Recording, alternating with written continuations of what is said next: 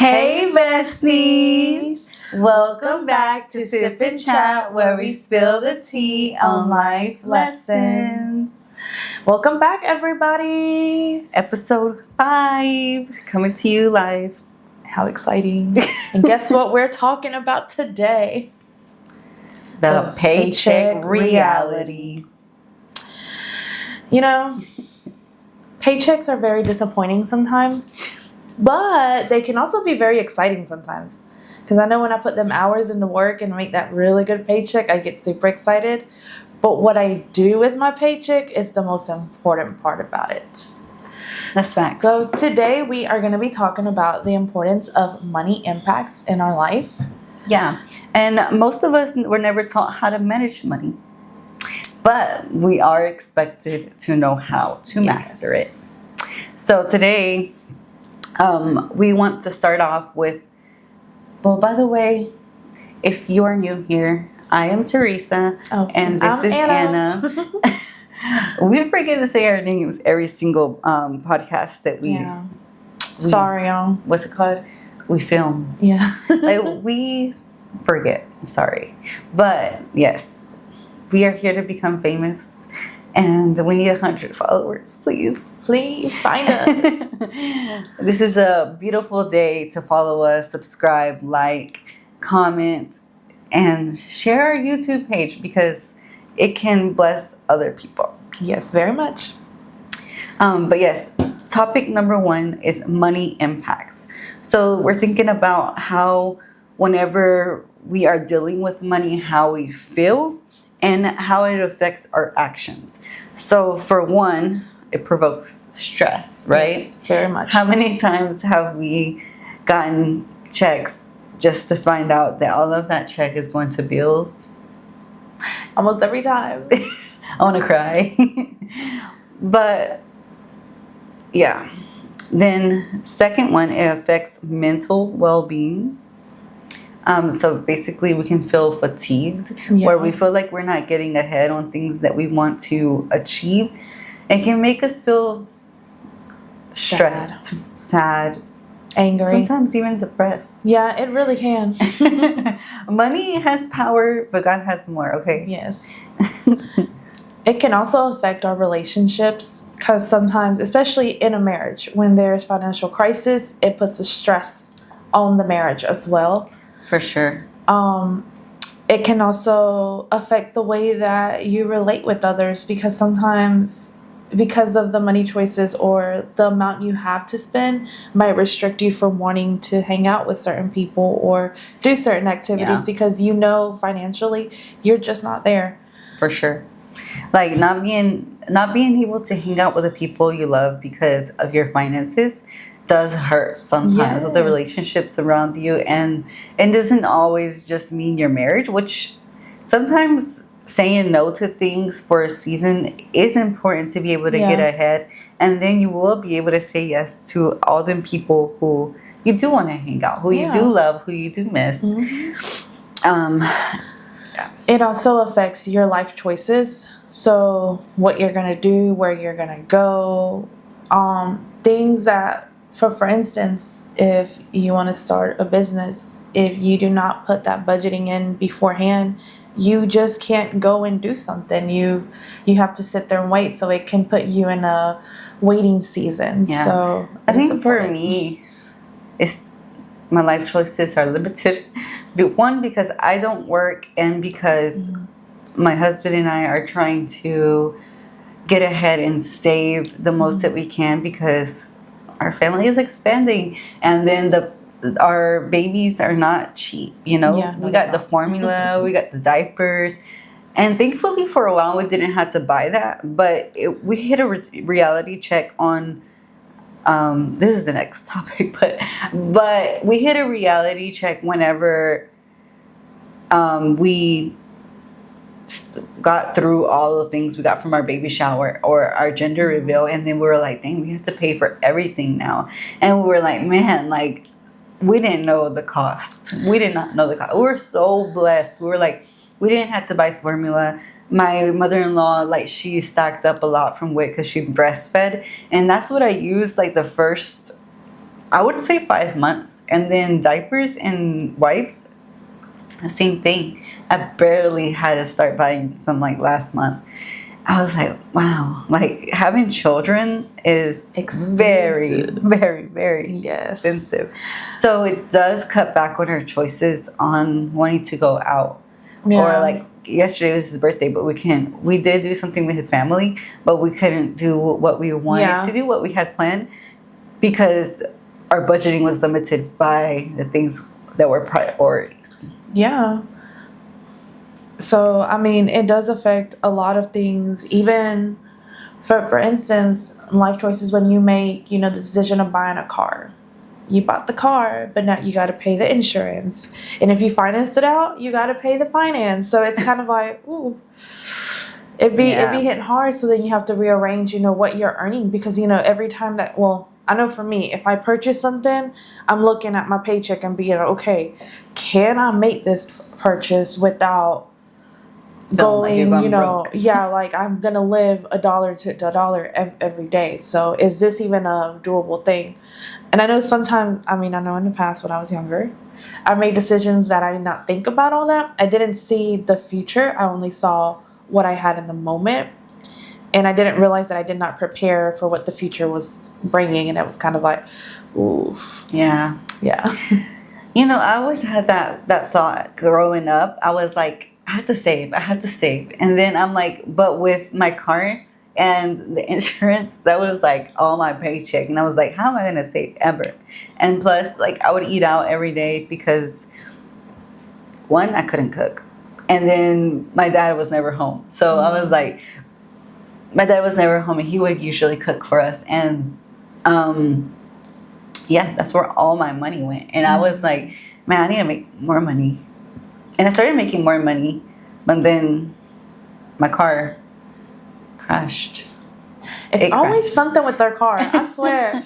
Because I know, what was it? When I first got my car, this recent one that I have, we got a smaller car because my husband always talks about that I'd be driving everywhere, and gas got a little expensive about like 3 years ago. So he said, yeah, we need to get you a smaller car because this ain't it. I can't be putting $60 in your car almost every other 3 days, honey. Like you need a smaller car. And I said, okay. But we got the smaller car. And then the tire blew while I was on the road. Dang. And we had to replace the tire. And then they told me, oh, you got to replace the front tire too. And I was like, y'all, like I literally just got this like 2 weeks ago. Oh my goodness. And I'm like, wow. But I think God protected me because I was like, to be blessed nowadays and be able for our family to be blessed and be able to have the house that we have and to be able to have the car that we have now, we had to save a good chunk of money. And we did. We saved like a good, like I'm talking about thousands of dollars. And like, I was like so proud of us. And I was like, if I still had that car, I bought a $5,000 car, and I, after the other one crashed, and I was like, you know what, that's it. And after that, I bought a $5,000 car, which I paid my dad back like in 2 months. And at that point, I was like, man, I was mismanaging my money. I brought that car at the wrong time. Yeah. Like, it was literally, what do I look like as a 19-year-old trying to buy a $30,000 car, which with making the wages that I was, it was not even doable. Yeah. I'm like, what am I doing? But it's just sometimes, I know when you're younger, it just... You think you're invincible. Yeah. You can do anything. You just think you can take on the world and nothing's going to happen. Because I know for me, for a fact, that was one of my issues. Because one of the stressors that my husband had with me was financially, I was not good with it. I was at one point when I was living with my dad, but I feel like it was a lot easier because, and be honest, I didn't have to pay anything. Yeah. And then my dad really never was like, I need you to pay this. I gave him, I would fill the gas tank up. If he needed something for the house, I would go and I didn't mind. Like, it was never a problem. So I would save money. I always had money. But when I got married, I realized that it was a little more different. It wasn't just Everything's y'all's. yeah, like it's like, oh, like you want a house, you two got to pay for a house. Y'all want a car, you two got to pay for it. Y'all want food in that fridge, both of y'all have to be putting into it, because in this economy we cannot live off one paycheck anymore. It literally has to be two.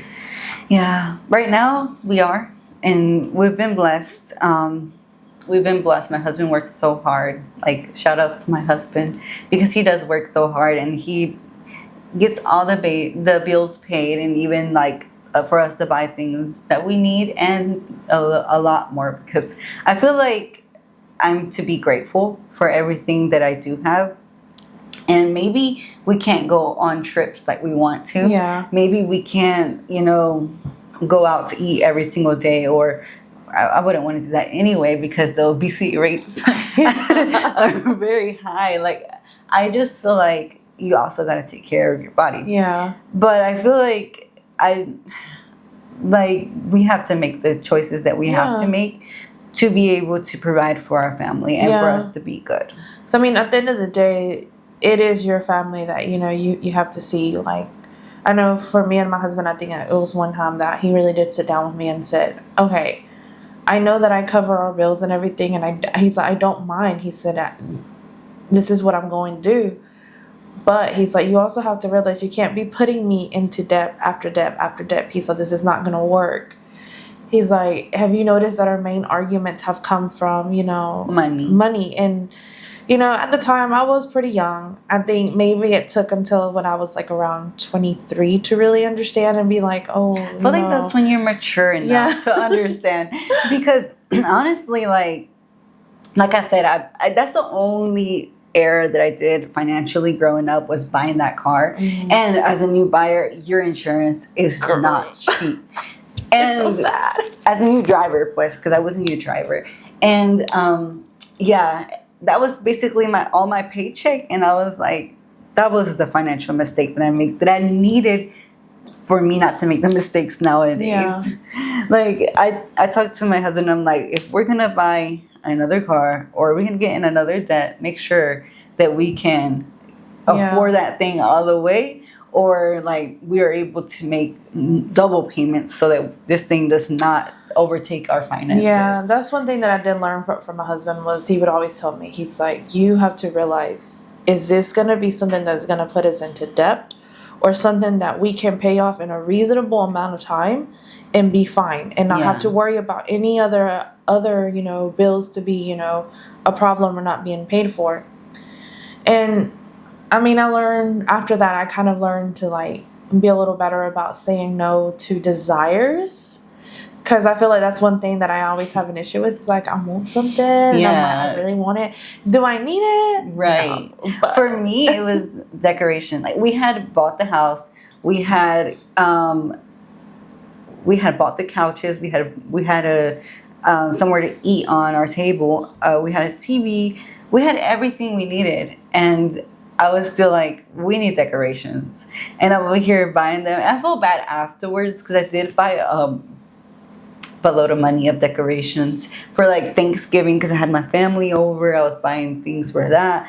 Yeah. And then things for the house. I brought like a entryway table, the one that I have in my dining room right now, and the mirror. And I bought a lot of things, and I feel bad. I'm like, dang, like that could have waited, Yeah. But in the moment, it seemed like it. But it makes me feel better walking into my house, because I'm like, wow, my house looks more homey. See, I didn't have an issue with that. Me and decoration, I'm gonna be real honest, and I think maybe even my sisters could relate. Well, not really relate, but they could tell you.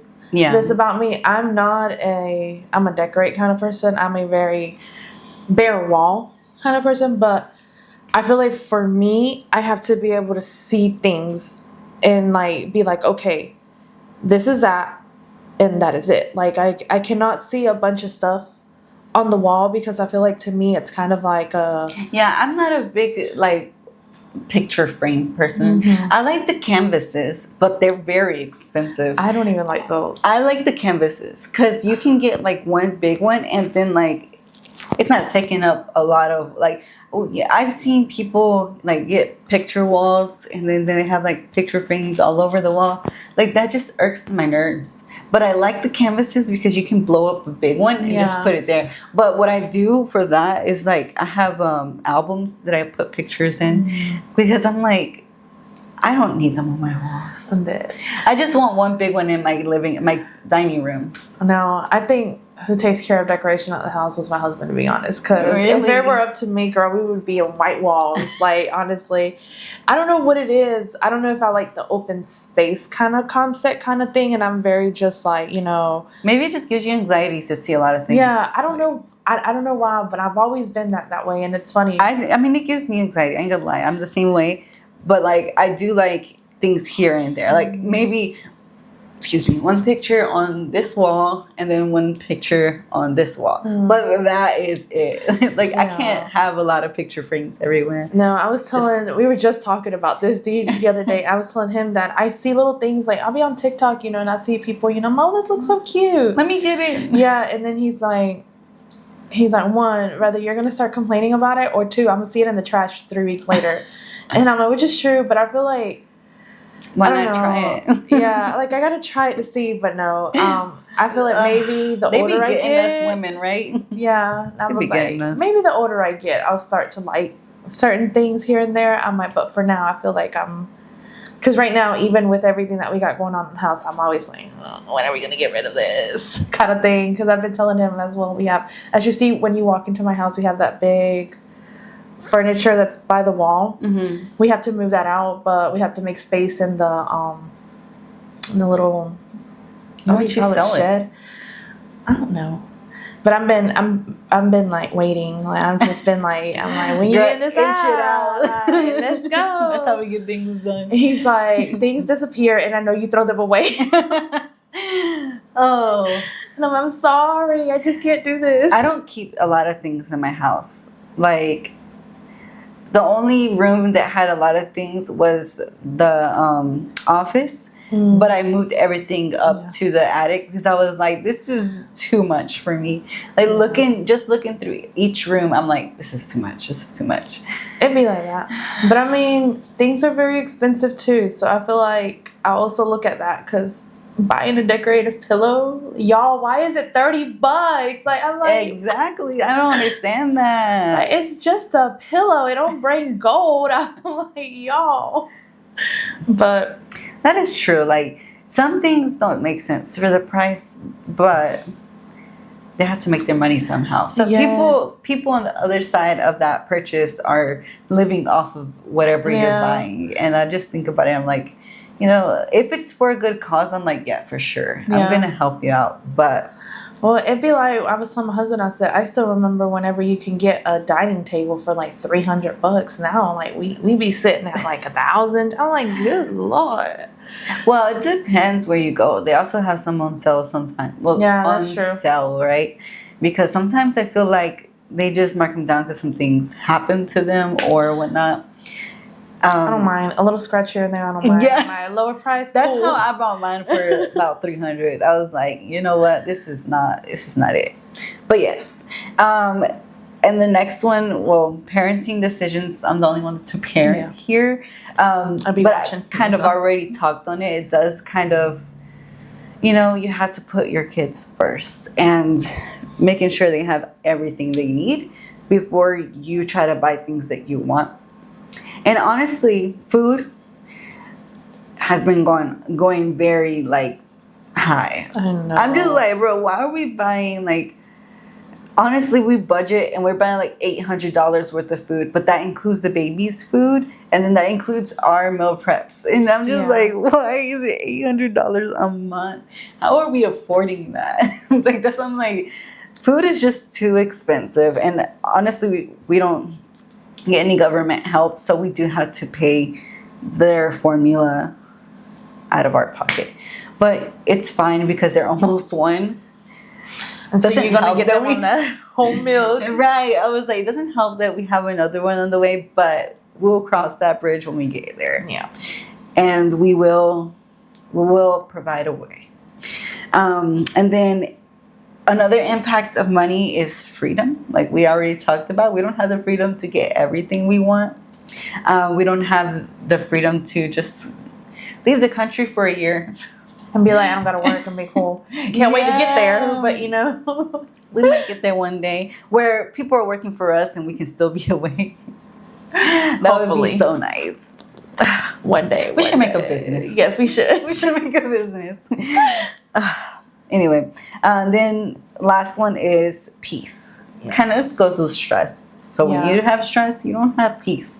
So it's like it can affect your peace balance. I mean, in all honesty, if you think about it, because I mean, it's talking from a marriage perspective.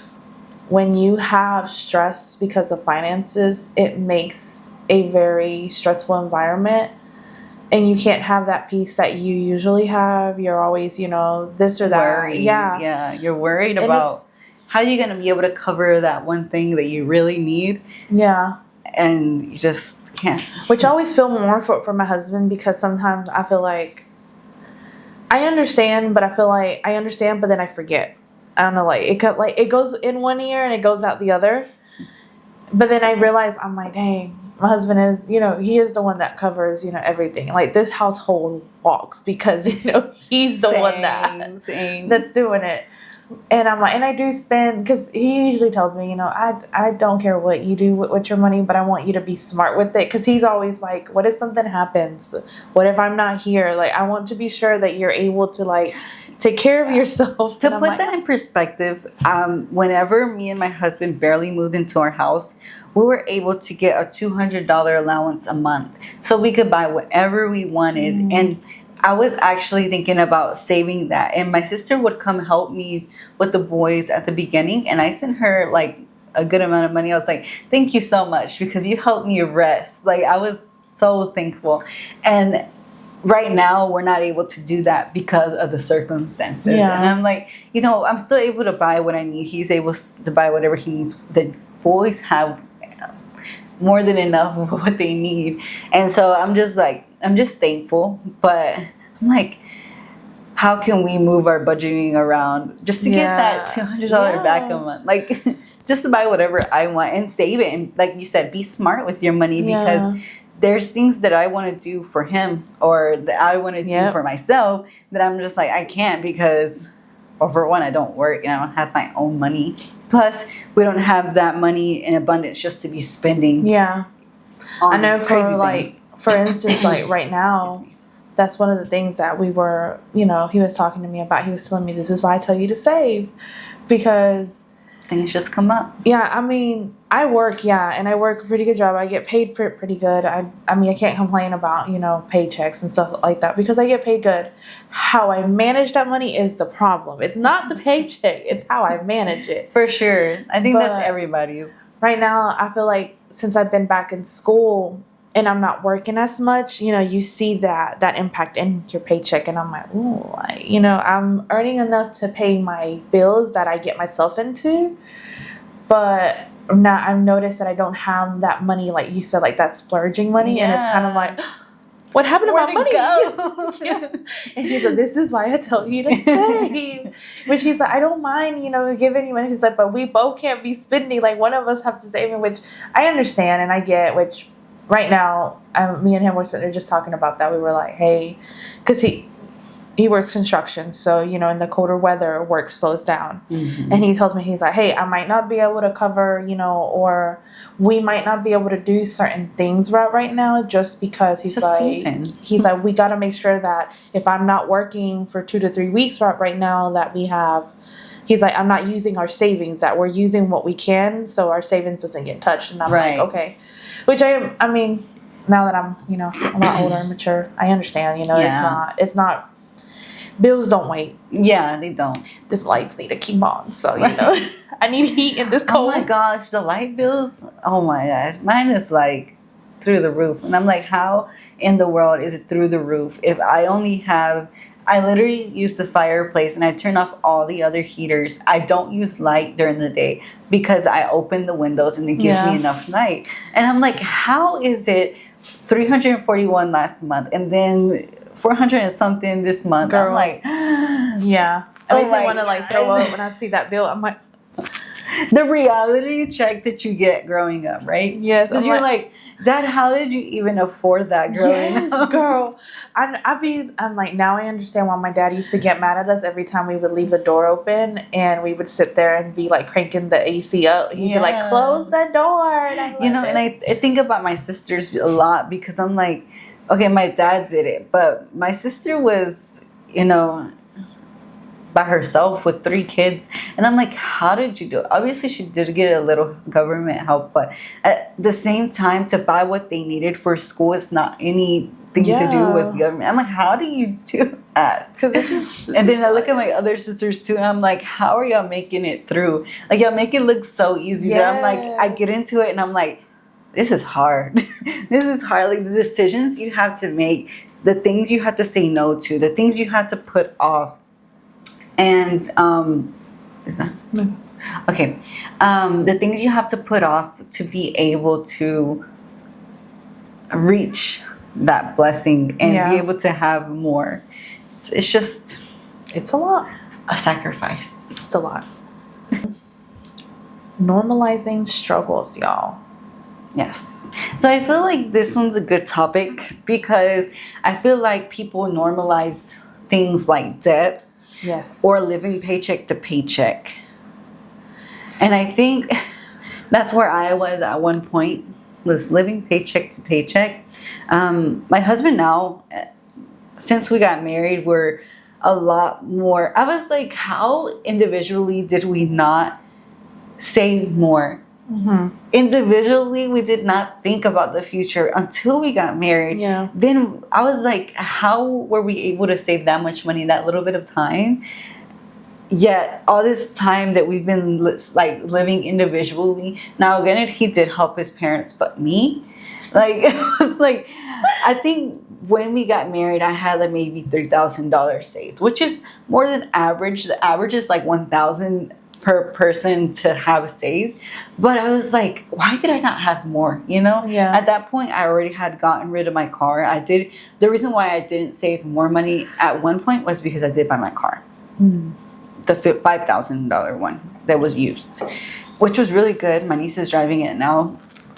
But since we upgraded our family, we couldn't have that little one. But yes, I feel like people normalize debt. Getting into debt after debt after debt. It is not normal, y'all. It is not. I feel like you have to really sit down with your finances and really see, like we talked about, if you can afford it. To me, also, when it comes to debt, I'm not going to tell you that you're going to go through life without being in debt.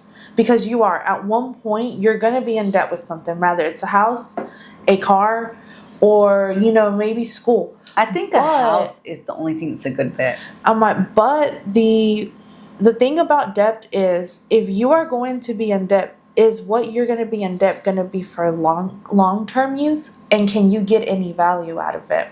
For instance, if I go in debt with the car, that's reasonable. That is reasonable debt. Don't be going in debt on a $50,000 car, guys, okay? Like me, a $30,000 car. Let's be smart. Okay, let's be honest. What is this debt for? It's to get me from point A to point B. Do I need it to be the most luxurious thing at the moment? No. I just need it to function to where it gets me from point A to point B. Maybe later on in life where I don't have to go in debt, I can get something, that's more luxurious, and that's okay. That's and after you've been smart with your money and saved. But that's a reasonable debt. A house is a reasonable debt. A house value never dies unless it gets lost in the fire or in a flood. Then it does die. I'm just saying, but it never unless dies. you have insurance, because the majority of the time, house and property value goes up. So a house, yes, you can go in debt, pay it off in maybe 20 years, and then decide, hey, I no longer want this house. Let's sell it. But you're also making profit out of it. Yeah. So that's a smart debt. So we have to think about that. School's another smart debt. You go to school to get a degree. What do you need that degree for? To get a job that you want in a certain area. What does that give you? A paycheck that you can live off. So you have to be smart the type of debts that you go into. Don't go into debt because, don't be me. Don't go into debt and buy a timeshare that you don't even use. Okay? Because it's been a hassle trying to get out. Like, don't do that. I was told not to, but yeah, I still did it because I'm like, why not? Everything sounded so beautiful at the moment, but it was not. Yeah. And I think lesson 101, never co-sign for anyone. Yes. Never co-sign. I've never done that because my dad always taught me don't do that. But even though he co-signs for other people, I don't understand that. But I did. I didn't understand why he would tell me that, like, not to co-sign, and he would co-sign. I was like, that's hypocrite. But anyway, I still never did it because I was like, somebody can do you wrong, and I never had good credit anyway. So how could I ever? I had good credit. I did co-signed for until things that I my car shouldn't crashed. And shout out to those who I did co-sign for, and they did right by me and always took care of that I would never be Their bills, affected. yeah. Thank you. But to those who didn't, you know who you are. I feel like some people don't understand Yes. Oh the my severity of letting, like, co-signing for someone. Like, I've never been. My dad always, my dad always taught me, you help when you can. And I never thought it was a big deal, for co-signing. I always thought, oh, it's just, a little signature, whatever. But I didn't realize the actual responsibility that it holds you to until things went south. Yeah. And then I realized, oh my God. And I see my credit, what it used to be. And I basically started over, and it was like, I still remember crying one day telling my husband, I couldn't get this because my credit score is literally not good.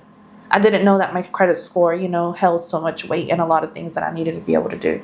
So that really hurt. And I mean, I'm still working to work that credit score. And it sucks because it wasn't something that I did. It was like... Well, for me it was. The car crash. But I learned from it. Yeah, you learn. You live and you learn. And that's why we're here to tell you, don't spend more than what you can afford. Because at the end of the day, God will tell you one way or another that was the wrong decision at that point, at that time, because you can always maybe later down the road afford it. But like, I feel like, look, when you're making a $30,000 wage, how are you gonna afford a $30,000 car? Like, it makes no sense. There are seasons for everything. There really is. And sometimes what we don't have is patience. Right. And that's where we go wrong. That's true. Like, God gives you what you need, but he also can't force you to have the mentality of saving or to make wise decisions. He can give you scripture. He can give you the people. He can give you the preaching. He can give you whatever. But it's up to you what you're going to do with that knowledge. That's for sure. And then the next one is living paycheck to paycheck, like we already talked about. And if you're living paycheck to paycheck, you are, like, who you are. I feel like this topic is very touchy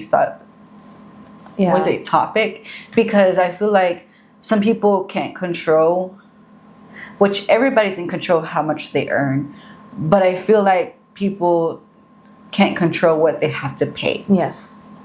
Some things are just a must. Yeah. Necessities, food, water.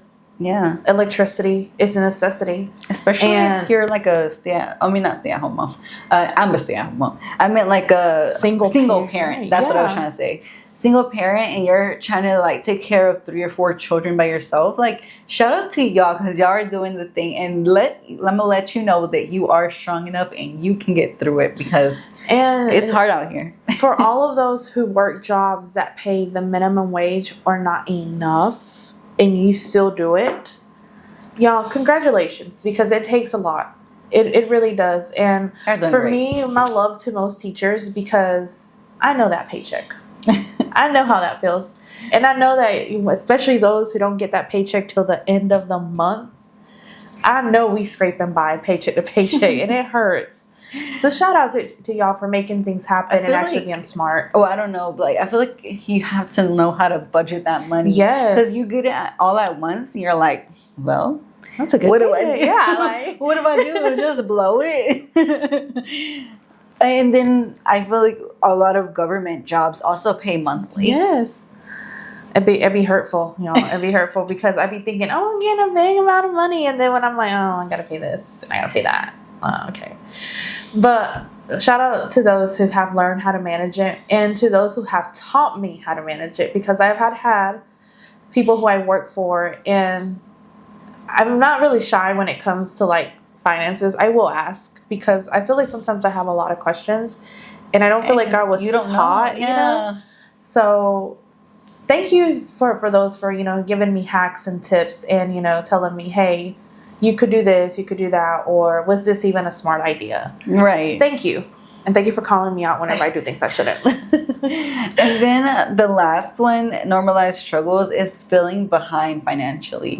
When you feel behind financially, I feel like you lose your sense of purpose financially. Mm-hmm. Like, not literally who you are, but like your sense of purpose financially, and just going out there and doing it. I feel like you become paralyzed when you feel behind and you're not achieving the things that you want to do or that other people are doing, because maybe they don't know how to manage their money. That's why they're doing what they're doing. It's not good to feel financially behind. And comparing. I feel like feeling financially behind is because you're comparing yourself to another person. Like, why are they doing everything they're doing? Yeah, we're not running. Yes, we are running to the same end goal, but we're not running in the same kind of car, y'all. I'm just saying. Some of us just might need a little more touch and love and care getting there. And some of us, we have starter packs, and that is perfectly fine too. That is cool because someone laid down the foundation for you. And that is great. But some of us are the ones who are going to lay the foundation down for the ones that are coming behind us. Right. And but that is I feel awesome like as well. Even if you have everything you need to be successful, I feel like it takes the experience. Mm-hmm. The experience. Sometimes people learn by experience rather than people telling you. Yeah. And I was always the person to learn by people telling you. And that's why I avoided a lot of problems growing up. I'm like, okay, this person told me this and this and this that I cannot do, so that I don't fall into things that I'm not supposed to. Yeah, I learned a lot through observation. I'm a very observant person. Like, you would think I'm not paying attention and I'm like really lost, but I really do pay attention. I'm like, oh, okay, like what the heck? I don't want to be here. Let me make the right decision here so I don't end up like this. And no shame to anybody, because everyone's story is to help for someone else. Yeah. And I don't know, I don't know what the struggle could be there, but I do know that when I see you at that end of that, season and see you in a very victorious, position, it's really good to see that too. But I also feel like the low lows are to be able to mold you into the gem that you need to be for whenever you do get to that higher place. Yeah. And like the word says, like, you have to be faithful in the little so you can be put in the much. Yeah. And I think I take that to heart, because I'm like, maybe I don't do everything that people expect of me around me, but I know that what I do it with all my heart. And I do it to help others around me, to help myself and my family, so that we can be able to get ahead and be able to help even more. Yeah. Because I feel like that's why God blesses you, is to be able to help yourself, your family, but then also those people around you that you can help. But one day I'll help the people who have helped me, because shout out to y'all, because I am here because of y'all. Yes, for real. It takes a village. It really does. I've never understood that analogy when I was in school, when it takes a village to raise a child. I'm like, what? Yeah. But I realize now that, in all honesty, it takes a village for anybody. Like, it takes the people around you to nurture you, surround you, to give you, inspiration, to give you insight, for you to learn, grow, and be where you're at. And flourish. Yeah. It's important that you, surround yourself by the right people. Yeah, it's crazy. Yeah. Anyway, let's go into the next topic, so that there's a lot of things to cover here. Yes, so the next question, Anna, like, how did you grow up hearing about money being taught about? I know growing up, at one point, my memory goes as far as that's whenever I was like maybe 2 or 3. I don't know why, but I could still vividly like image certain things. I don't. I remember it being good for a while, and my dad always talking about saving. Never really struggle. Like, I never really saw the struggle financially, but I do remember. I think the economy took a really big hit, like around 2008 or something, and my dad's finances took a really big hit around that time. And I feel like that's where I started to see the struggle. And it was something that my dad did not like to talk about finances. He did not like to talk or bring it up. He felt like it was something that I didn't have to worry about, and it was, up to him to figure it out.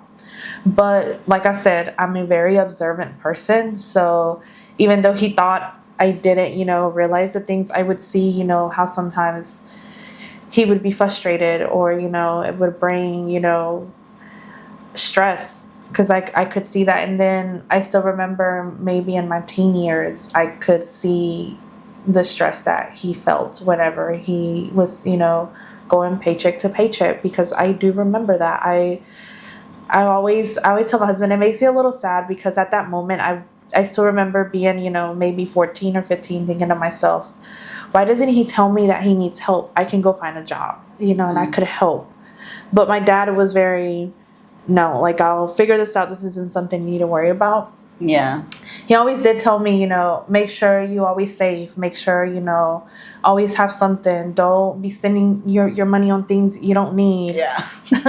Good one. But I will say that I did watch the financial struggle in silence with my dad.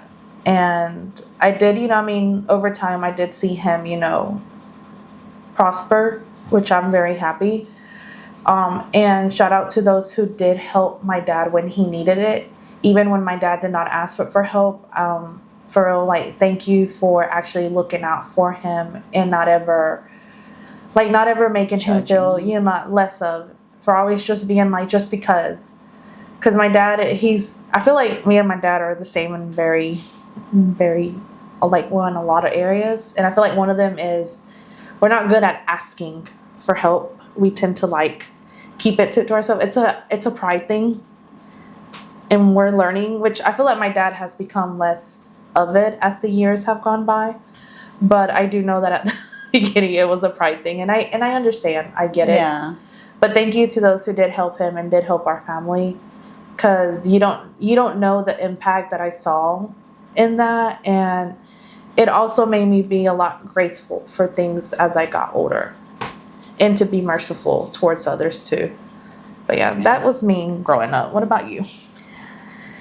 See, I remember a lot of things.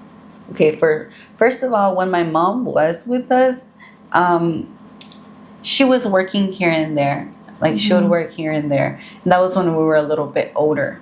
But then at 5, when she left for sure, and when I was 5, my dad was taking care of all 7 of us. And that's what I'm saying, I don't know how he would do it. But I do know that he had a job. He's always been the manager for a hog farm. And then he also had his business. So he has 2 trailer parks that he rents all the trailers. But I always, when I would ask my dad for money, he'd be like, no, I don't have it. But I would always see him helping other people out. It's just a weird thing growing up. Like, I would always, at one point, resent my dad, because he would always tell me that he didn't have money. But not really resent him, but like, be like, question him, look at him sideways, because I'm like, because I see you helping everybody in Mexico, I see you helping the people around you here, but you're not helping your daughter. Like, like, don't get me wrong, he's helping you a lot, don't get me wrong. Whenever I bought the car, he co-signed for me, which, sorry dad, because that car was just but and then, like, he's helped me a lot in a lot of areas. But one thing's for sure, we always had food. We always had a roof over our head. Granted, he had to pay that trailer park off, the whole trailer park off, by the time I was old enough to remember. And I know he's still paying off the other trailer park that he has. But I think there was one point where the trailer park here in Newton Grove had went underwater, like the whole thing. So he had to change a lot of trailers, fix a lot of trailers. So his company kind of went into a hole at that point. And I saw like a lot of roller coasters where my dad financially went up and down. But it was something that he would talk to us about to give us life lessons. Yeah. But I could see the stress on his face whenever he would tell us about it. So he's never been like that. It wasn't a taboo topic, but he did have a scarce mentality where he was like, I don't have enough, Yeah. But my dad has thankfully, he has been blessed. Like Yeah. he really works hard for what he has. It was just that one point where I was like, how are you doing things in Mexico not having enough money for me? Yeah. Like we're here, they're over there. I was like, worry about me. No, I was selfish at that point, because I was like, what about us? And I think talking to my sisters, they really put that mentality at that point in my head. But when I would talk to my dad, I would understand deeper of what was really going on. And that's crazy because perspective is everything. Yeah. Because if you were to talk this subject over with maybe my other siblings, they would have a very different perspective of it. But because I got the perspective of watching how everything went down. Yeah. And to see him, like you said, there was food on the table. The lights were always on. I always had everything that I needed for running school. Water. Yeah, like when I saw that, and I'm like, sometimes I want to tell my brothers and sisters and them and be like, yo, yeah, maybe we didn't have what y'all wanted, but I'm like, Dad did more than what he had to make sure that everything was done. You don't understand that when you're young. Yeah, because I'm the youngest girl. The youngest girl. And all of my other siblings, they have their different battles on growing up. Yeah. But like for me, I feel like I didn't understand why my dad wasn't with us all the time. Yeah. Like he would take us on ice cream trips. Like I'm so grateful for the times that he did have with us. He spent it well spent. But I feel like because of how my other siblings felt, they would put that on me, and I'm like, yeah, you're right. Dad never spent time with us. Or my mom is the worst person ever for leaving us when we're younger, which that did hurt for a long time. But yeah, financially, we were always set. My dad always made sure we had everything we needed. And that's how I see things that me and my husband talk, because I am the oldest. Out of 5, I am the oldest. So I got to see a lot, growing up with my dad. And I feel like it's why I've always had a grateful heart towards him, because I've understood that it wasn't easy. And I told my husband, I'm like, the one thing that I can never say that my dad never did enough for me, because my dad went more and beyond, because he could have been that father that just walked away. Yeah. He could have left my mom with 5 kids, and nowhere for us sorry, to go. Can't do it. Yeah. But he didn't. He stuck it out. And I watched my mama help him. I watched my mama, stay by his side and, be that guide and be that help. Even though, when she tried to work, my dad was like, no. Because my dad is very old school, y'all. You're not playing. He was always very, no. Yeah. And when my mama did work, it was good because it was, helping.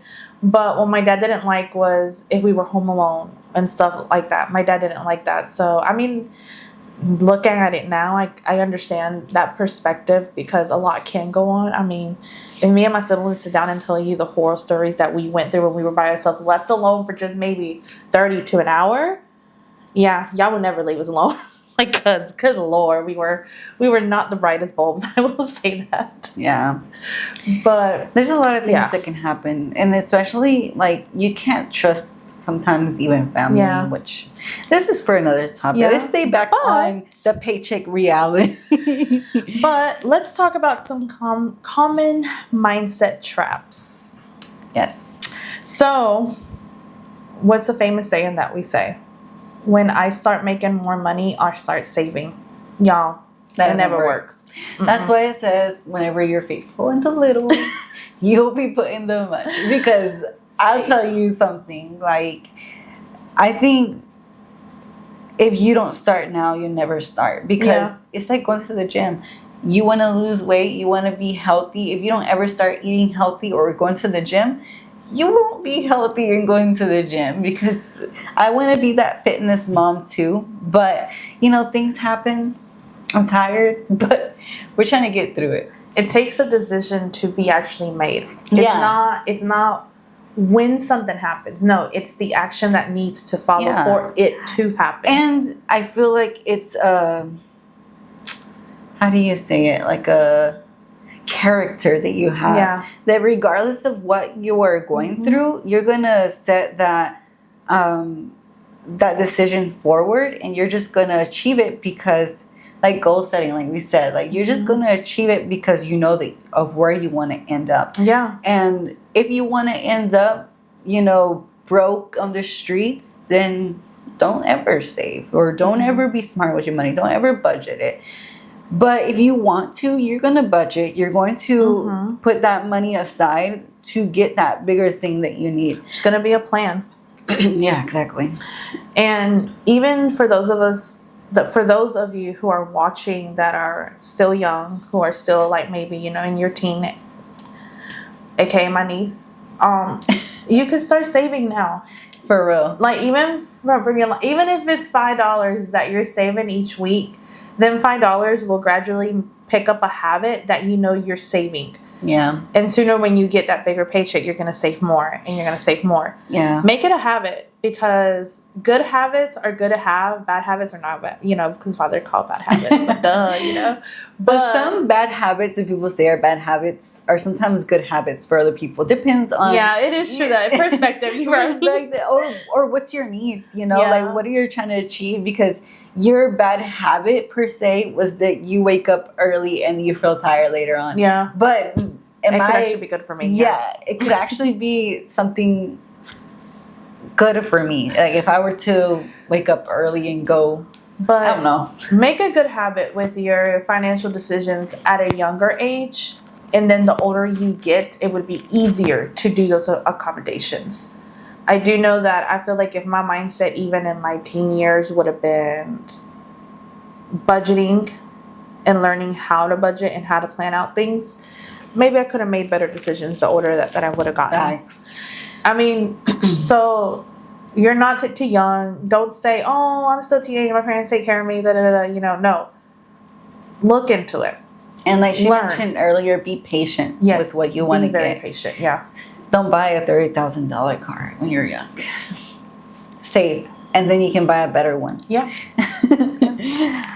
And the next one is very good. I'm just not good with money. I'm really bad at that, y'all. That is one of the things that I would say all the time. It's just like money. It's just like an excuse just to say, just because I'm not good at money, I'm gonna spend on everything that I want. It gives you validation, but is that validation good? Like, no, it's not. Like, okay, you're not good with money, but what are you going to do?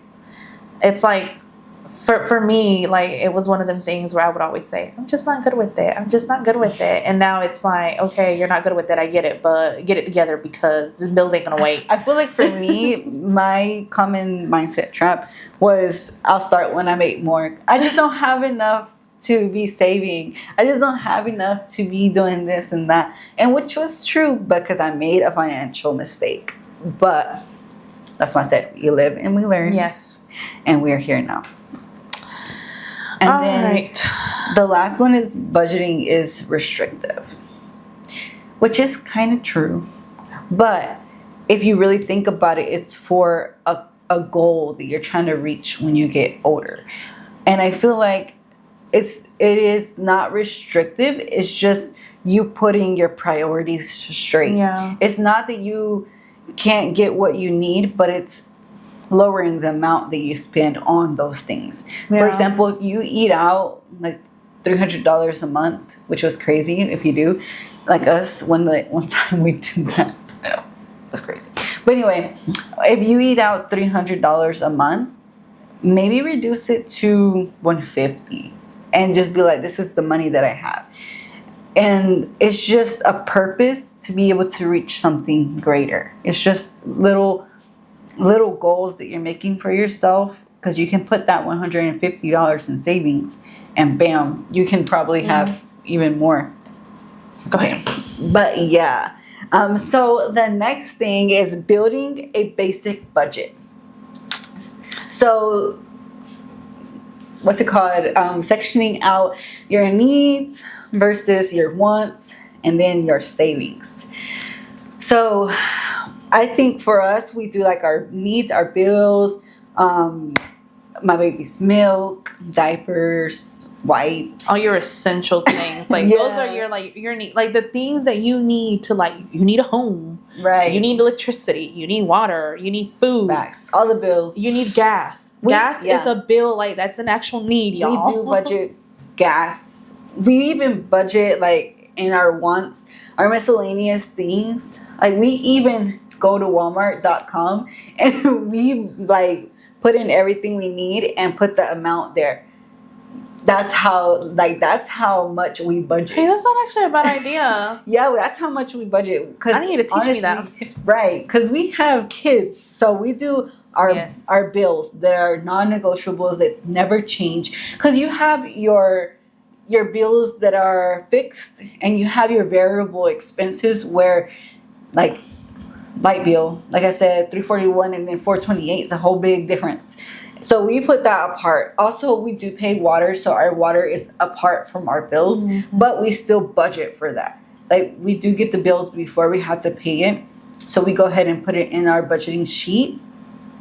And then we put our gas, and then our food we budget, and then we budget our wants. So we put that in a different account, though. We put our bills in one account, our miscellaneous things that we need in another account, and then we do our savings in another account. We also do our food in another account.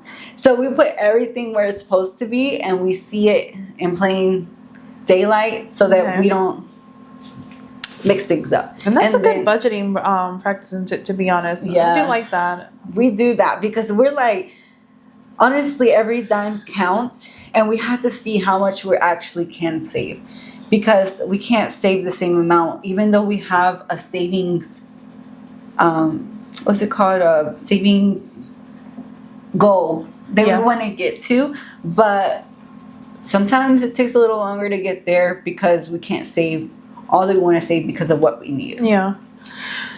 Which, even if you're young, like I said, it's a good habit to start budgeting out your stuff. For sure. Even if it's not a lot, it's still good to go ahead and start that habit, because I feel like having that practice and doing it, it just becomes, secondary. Like, it's just like, okay, I got my paycheck, let's sit down, let's see what we're going to do. And it's a really good practice. So for whenever you do go into having, your kids like they do, they have this set up and this is how they're working, and it works, for them. Yes. And then we do have an emergency fund, which is, Dr.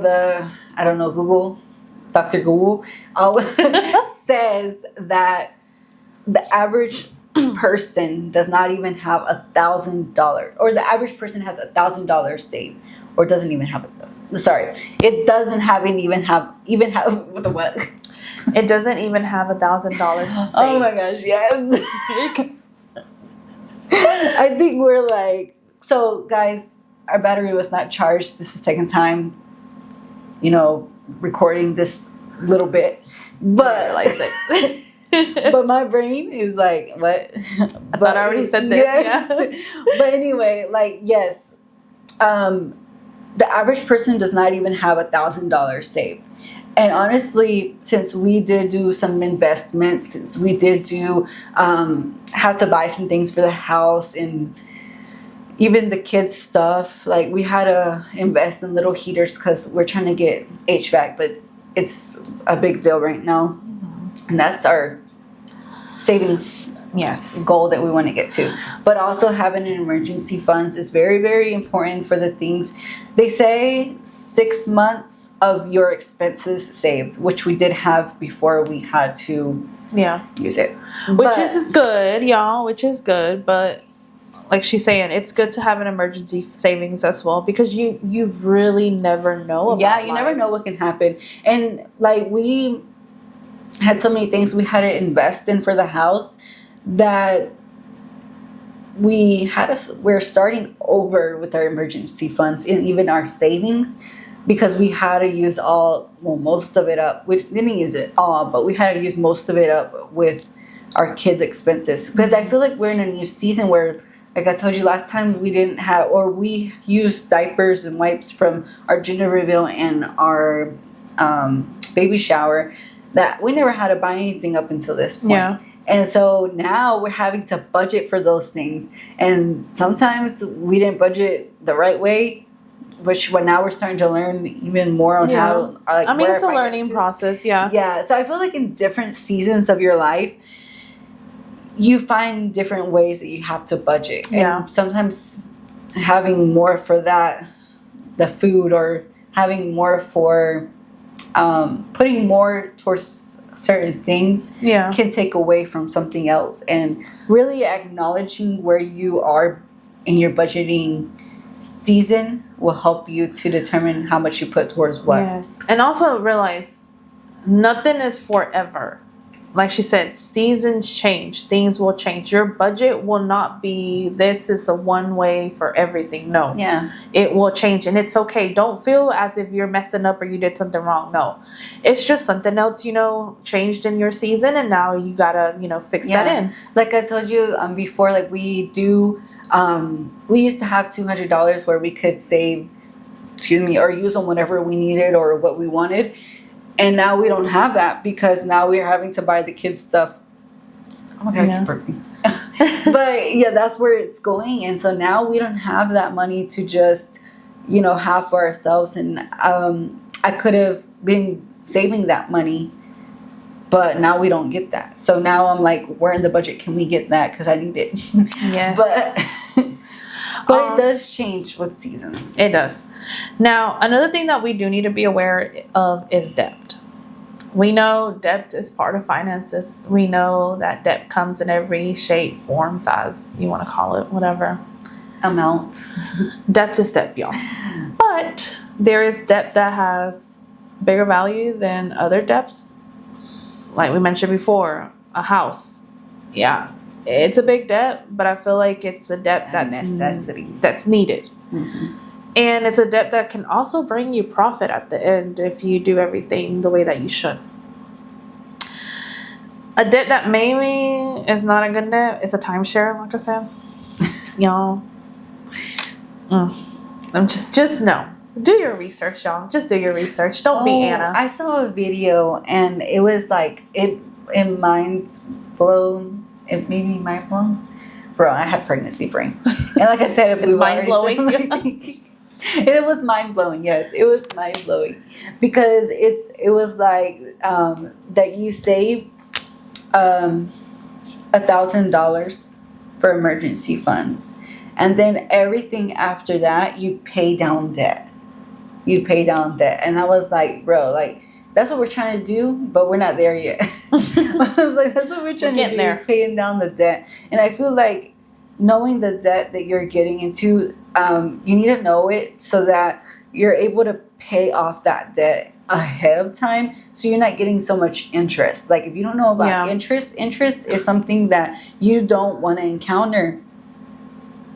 And when you do, you want to get it before it gets you. Work on your credit score. Yes. So you don't have big, what's it called, interest rates. Yeah. People will tell you that credit doesn't matter. From what I've seen in my life, it does matter. It matters a lot. So please do care about it. Getting a lot of things. Yeah. If you can pay something fully without having to loan or finance out, do it. If you can. Yeah. If you can. If you can't, it is understandable, because sometimes we have necessities that we have to take care of, and that is okay. Yeah, but don't put yourself in more debt than you can handle. And for those of you that do have debt and, are in situations that, sometimes we find ourselves in, because it happens, don't feel shame. we're not here to judge you. We're not here to shame you. We've done the same mistakes that probably you have. We've probably done worse ones, or, you know, you never know. It's okay. The thing about it is that don't feel as if you're the only one in this. You're not. But don't let it be an excuse for you not to make an advance over it. Because you don't want to live that paycheck to paycheck reality. Like, you really don't. Like, it's... Sometimes we find ourselves in it, and we feel like, you know, oh, we're living paycheck to paycheck, but this is not forever. You need to find an action and do something so you can overcome it. Yeah. But don't feel shameful about it. Don't feel like, you know, this is so shame, you know, that I'm living paycheck to paycheck, or I can't afford this. It's okay. Yeah. If your income is less than what you can handle for a debt, don't do it. Yeah, don't. Don't get yourself into debt that you don't need. Or not necessarily you don't need, but it's not the time. Be patient for when the time comes that you can either pay it off on, what's it called, ahead of time, or pay it off completely, so that you're not lingering on with debt that can carry you into a lifetime of whenever you do get married, or if you are married or newly married. Make sure that you're well aware of your finances. It's something that you do have to talk about before you get married, and how you're going to handle them, and how you're going to make your priorities, you know, align. Well, you know, guys, let's be wise about our finances. And thank you for joining us here on Sip and Chat. Follow, subscribe, comment, find us, share. Bye. Bye.